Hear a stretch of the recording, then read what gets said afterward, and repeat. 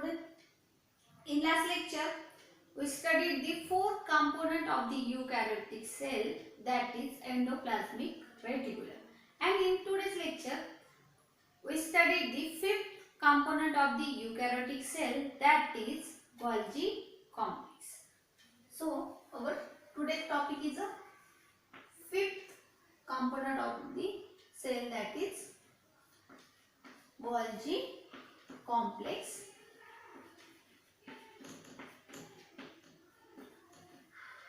It is also known as the Golgi apparatus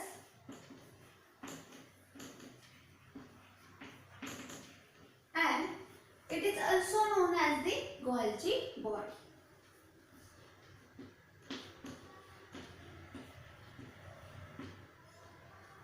Fifth component of the cell, that is Golgi complex. Golgi complex is also known as the Golgi apparatus and it is also known as the Golgi body. What is meant by the Golgi complex? The manufacturing cum transport and packaging unit of the cell are called Golgi complex. The definition of the Golgi complex is manufacturing cum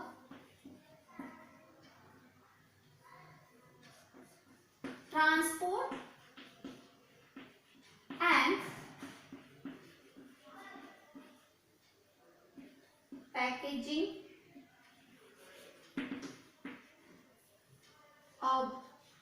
packaging unit of the cell are called Golgi complex. म्हणजे काय, Golgi complex असं sale organelle आहे की त्यामध्ये काय होतं, manufacturing होतच, त्यासोबत पॅकेजिंग आणि ट्रान्सपोर्ट सुद्धा होतं. असं जे काय सेलचं युनिट आहे किंवा असं सेलचं ऑर्गनेल आहे त्याला आपण Golgi complex म्हणतो. म्हणजे Golgi complex मध्ये मॅन्युफॅक्चरिंग पण होतं, पॅकेजिंग पण केलं जातं आणि ट्रान्सपोर्ट केलं जातं. So this is a simple definition of the Golgi complex. The manufacturing cum transport and packaging unit of the cell are called Golgi complex and which is present in all eukaryotic cell. And then next point is the size. Size varies from cell to cell, 0.1 to 5 micrometer in length and shape. Number of the Golgi complex. Number of the Golgi complex is also varies from species to species. And next is what is meant by the cisternae.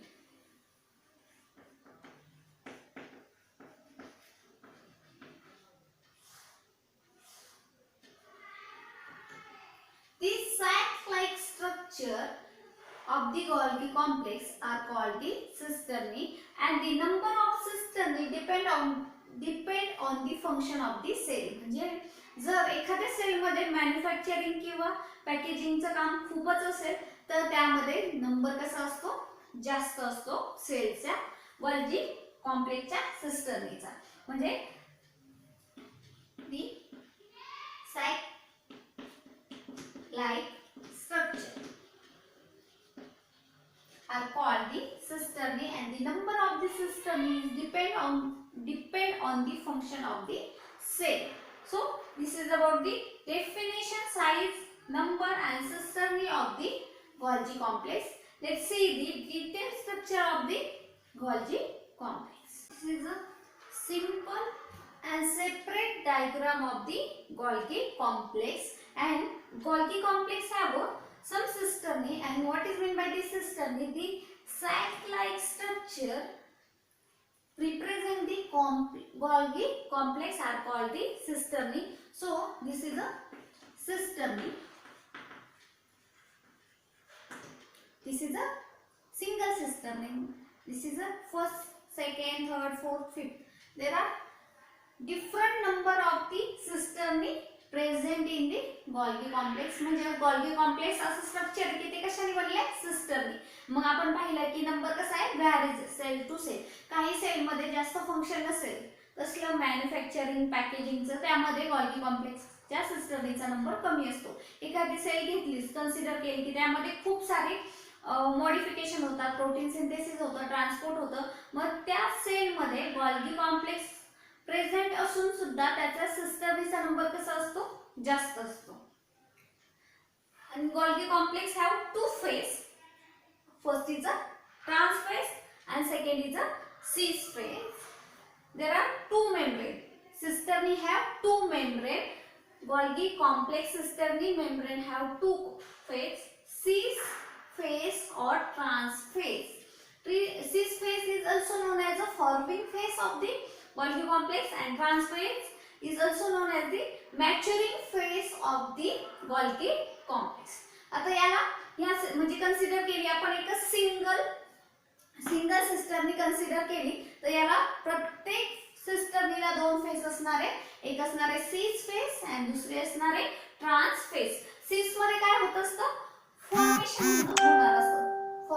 Endoplasmic reticulum कडून एखादा जर व्हेसिकल आला तो merge कोणत्या साइडला होत असतो, सिस फेजला, म्हणजे फॉर्मिंग फेजला तो आधी मर्ज होतो. त्यानंतर ना तो ट्रान्स फेज कडून मॉडिफाय झाल्यानंतर ना तो गोल्गी कॉम्प्लेक्स सोडून दुसऱ्या ऑर्गनेल कडे मूव्ह केला जातो.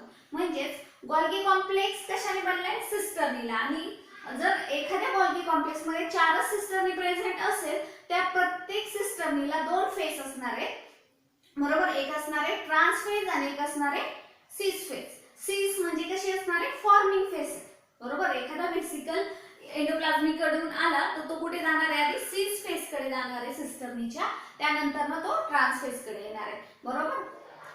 So this is about the membrane of the cisternae. Each cisternae have two phase, cis or forming phase and second is a trans or maturing phase.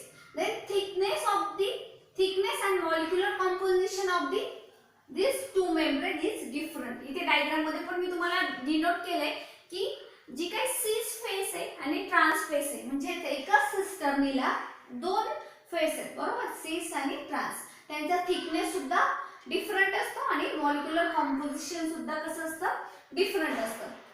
Then next is a transport vesicle. म्हणजे transport व्हेसिकल कुठून येतो, ER कडून येतो, बरोबर. पहिल्यांदा endoplasmic reticulum पाहिलंय. या आधीच्या लेक्चर मध्ये आपण काय स्टडी केलंय, एंडोप्लाझ्मिक रेटिक्युलम स्टडी केले, बरोबर.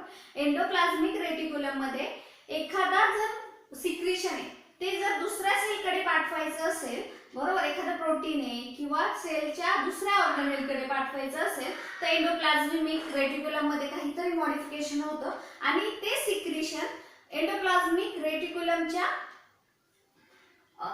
सेल मेम्ब्रेन कडून पिंच ऑफ होऊन ते कुठे ट्रान्सपोर्ट केलं जातं, गोल्गी कॉम्प्लेक्स कडे. म्हणजे पहिल्यांदा काय होईल, ट्रान्सपोर्ट व्हेसिकल काय होईल, pinch off from the ER. आता पिंच ऑफ मीन्स काय, कन्सिडर केला हा ईआर, बरोबर. ईआर आपण आरईआर म्हणजे रफ एंडोप्लाझ्मिक रेटिक्युलम. इथे जे काय सिक्रिशन आहे हे दुसऱ्या सेलकडे पाठवायचंय, त्यावेळेस हे सिक्रिशन या एंडोप्लाझ्मिक मेम्ब्रेनच्या सेल मेम्ब्रेनचा पिंच ऑफ होतो. म्हणजे मेम्ब्रेन कसलं असणार आहे यामध्ये, एंडोप्लाझ्मिक रेटिक्युलमचा, आणि जे काय सिक्रिशन दुसऱ्या सेल ऑर्गनेलकडे पाठवायचंय ते त्यामध्ये असणार आहे. मग यामधून हे ट्रान्सपोर्ट व्हेसिकल म्हणू आपण याला. ट्रान्सपोर्ट व्हेसिकल जर एंडोप्लाझ्मिक रेटिक्युलम मधून बाहेर पडलं असेल, त्याचं जे काही मेम्ब्रेन असेल, आउटर कव्हरिंग असेल, ते कसलं असणार आहे, एंडोप्लाझ्मिक रेटिक्युलमचं, बरोबर. मग आपण याला काय म्हणणार, ट्रान्सपोर्ट व्हेसिकल.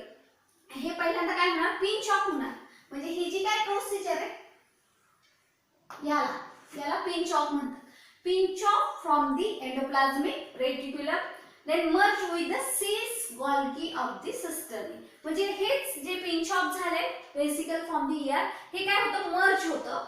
फॉर एक्झाम्पल इथे आपण गोल्गी कॉम्प्लेक्स यामध्ये ते मर्ज होतं, बरोबर. Merge with the cis Golgi and content into the lumen. म्हणजे यासोबत आता हेच जर कन्सिडर केलं, ईआर कडून आलाय, त्यानंतर ना हा काय गोल्गी कॉम्प्लेक्सचा काय सिस फेस आहे अशी कन्सिडर करूया. यामध्ये ते मर्ज होतं आणि त्याचं सिक्रेशन गॉल्गी कॉम्प्लेक्सच्या ल्युमेन मध्ये टाकलं जातं. मग ते सिक्रेशन गॉल्गी कॉम्प्लेक्स मध्ये टाकलं जातं, बरोबर.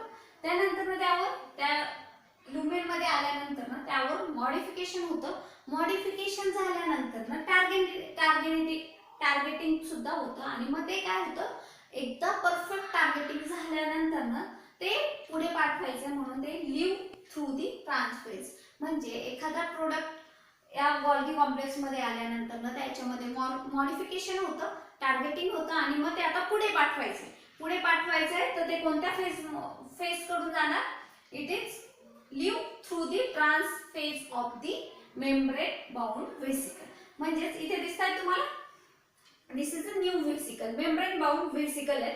म्हणजे इमॅजिन करा एक व्हेसिकल आलाय एंडोप्लाझ्मिक रेटिक्युलम कडून, बरोबर. ते व्हेसिकल कशासाठी बनलंय की त्याच्यामध्ये एखादं प्रोटीन आहे आणि ते प्रोटीन आहे तसंच बाहेर टाकता येणार नाही. ते काय होईल, सायटोप्लाझम मध्ये दुसरे जे काय ऑर्गॅनिक कंपाऊंड असतील किंवा केमिकल असतील त्यासोबत रिएक्शन करेल, बरोबर. म्हणून त्याला प्रोटेक्शन म्हणून एक एंडोप्लाझमिक रेटिक्युलमच काय असतं, मेम्ब्रेन असतं, आउटर कव्हरिंग असतं. ज्यावेळेस ते येत असतं म्हणजे काहीतरी डिस्टन्स असतो एंडोप्लाझमिक रेटिक्युलम आणि गॉल्गी कॉम्प्लेक्स मध्ये, मग तो व्यवस्थित इथपर्यंत आणलं जातं ते सिक्रेशन. त्यानंतर मग यामध्ये मर्ज होतं, म्हणजे ह्या दोन्हीचं फ्युजन होतं. कोणाचं, गॉल्गी कॉम्प्लेक्सच्या मेम्ब्रेनचं आणि एंडोप्लाझमिक रेटिक्युलमच्या मेम्ब्रेनचं. आणि जे काही कंटेंट आहे ते कंटेंट कुठे टाकलं जातं, into the lumen of the Golgi complex. त्यामध्ये मग मॉडिफिकेशन होतं आणि सिस्टमनीच्या जी काही ट्रान्सफेस आहे त्याकडून त्याला बाहेर पाठवायचं. मग परत बाहेर कसं पाठवणं योग्य नाहीये, बरोबर. काय योग्य नाहीये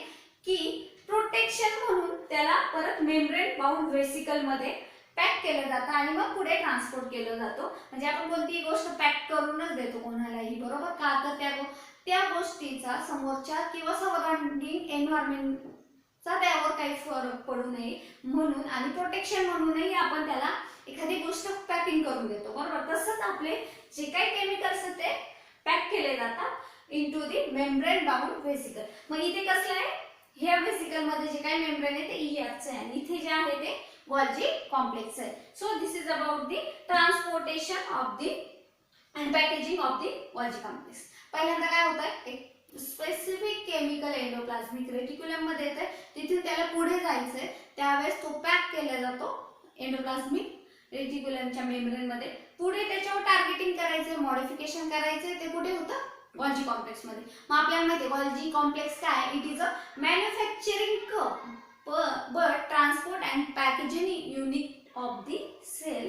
So this is about the transport. म्हणजे पहिल्यांदा काय होईल, मर्ज होईल सिसवर. पहिल्यांदा ट्रान्सपोर्ट व्हेसिकल येईल, ते पिंच फ्रॉम दी ईआर. मग ते कुठे येईल, मर्ज होईल सिस गॉल्गी मध्ये. काही जे कंटेंट असेल ते कुठे जाईल, गॉल्गी कॉम्प्लेक्सच्या ल्युमेन मध्ये जाईल. मॉडिफिकेशन होईल, टार्गेटिंग होईल, live from the trans face of the membrane bound vesicle. So this is about the transportation. Then next is the function of the Golgi complex. तुम्हाला हे तर समजलं का, एक्झाम्पल देऊ. जर आपण बेंच कन्सिडर केले तर बेंच कशाने बनलेत, लाकडाने, वुडनने बनलेत, बरोबर. झाड हा काय मेन सोर्स आहे, बरोबर. झाडे वुडन ब्लॉक येतील एखाद्या कंपनीमध्ये, तिथे फक्त काय होतील, जो काय फ्लोअर आहे, फळ्या म्हणतो आपण त्याला, ते तयार होतील. पुढे त्यांना जिथे लोखंडाची इंडस्ट्री असेल तिथे बेंच, तिथून लोखंड येतील. मग गॉल्गी कॉम्प्लेक्स मध्ये काय होईल, तो बेंच काय होईल, मॉडिफाईड होईल गॉल्गी कॉम्प्लेक्स मध्ये, बरोबर. त्यानंतर ना तो आता स्पेसिफिक आउटे कॉलेजला पण पाठवायचा आणि एमजी कॉलेजला पण पाठवायचं, बरोबर. पॅक केले जातील पण त्यासोबत टार्गेटिंग पण केलं जातील, बरोबर. म्हणजे मिक्स नाही झाले पाहिजे म्हणून काय केले जातील, एखादा स्पेसिफिक टार्गेटिंग केलं जाईल. 100 बेंच एमजी कॉलेजला आणि 100 बेंच आउटे कॉलेजला, बरोबर. याचं टार्गेटिंग किंवा 50 हे स्पेसिफिक जशी ऑर्डर आहे तसे टार्गेटिंग करून ते पाठवले जातील, ट्रान्सपोर्ट केले जातील. तसंच टार्गेटिंग गॉल्गी कॉम्प्लेक्स मध्ये होत असतं. म्हणजे एखादं जे काही केमिकल आहे, फॉर एक्झाम्पल एखादं केमिकल घेतलं ते लायसोझोम कडे पाठवायचं, त्याच्यावर वेगळं टार्गेटिंग असणार आहे. एखादं वेगळं केमिकल आहे ते सेल मेम्ब्रेन कडे पाठवायचंय, प्लाझ्मा मेम्ब्रेन कडे पाठवायचं, त्यासाठी वेगळा टार्गेटिंग केलं जातं, इम्प्रिंटिंग केलं जातं. कशामध्ये इम्प्रिंटिंग केलं जातं, गॉल्गी कॉम्प्लेक्स मध्ये. So this is about the transport and targeting. Next is the function of the Golgi complex. It is modify ER secretion. First function of the Golgi complex, it modified the ER secretion. म्हणजे endoplasmic reticulum कडून जे काय chemical आले किंवा जे काय secretion आले त्याला मॉडिफाय करण्याचं काम कोणाचं असतं, गोल्जी कॉम्प्लेक्सचं असतं. Next is it produce on secretion. म्हणजे काय करतो, हे जे काय ER कडून आलेला जे काय सिक्रेशन आहे त्याला तो मॉडिफाय करतो, पण त्यासोबत स्वतःचं सुद्धा काय करतो, प्रोडक्ट प्रोड्यूस करतो किंवा ओन सिक्रेशन प्रोड्यूस करतो, तो मॉडिफाय करतो आणि टार्गेटिंग करतो Golgi complex. This is the second. म्हणजे हा गोल्जी कॉम्प्लेक्स मॉडिफाय करतो ER चं सिक्रेशन, बरोबर. त्यासोबत इट प्रोड्यूस ओन सिक्रेशन, स्वतः सुद्धा जे काही सिक्रेशन असेल ते प्रोड्यूस केले जातं. त्यानंतर next it synthesize in some plant cell non cellular polysaccharide like pectin. म्हणजे गोल्जी कॉम्प्लेक्स मध्ये काय सिंथेसिस होतं, pectin which is like non cellular polysaccharide. म्हणजे पेक्टिन कसं आहे, नॉन सेल्युलर पॉलिसॅकराइड सारखं आहे पेक्टिन. ते बनवण्याचं काम गोल्जी कॉम्प्लेक्स करतो. हे प्रत्येक सेल मध्ये होत नाही, काही प्लांट सेल आहे की त्यामध्येच पेक्टिन तयार केले जातं आणि ते पेक्टिन कुठे तयार होत असतं, गोल्गी कॉम्प्लेक्स मध्ये. Next is it modified product live from the trans face. हे मेन फंक्शन आहे. म्हणजे जे काही मॉडिफाय झाले, एखादं प्रोडक्ट तयार झाले ते नेहमी कोणत्या साइडने बाहेर पडणार आहे, trans face of the cisternae. Then next when product living from the Golgi certain marker imprinted on the membrane. आता मी तुम्हाला म्हटलं ज्यावेळेस हे जे काय सिक्रेशन आहे हे सिक्रेशन बाहेर ट्रान्सपोर्ट करायचं आहे त्यावेळेस त्याला एक व्हेसिकल देणारे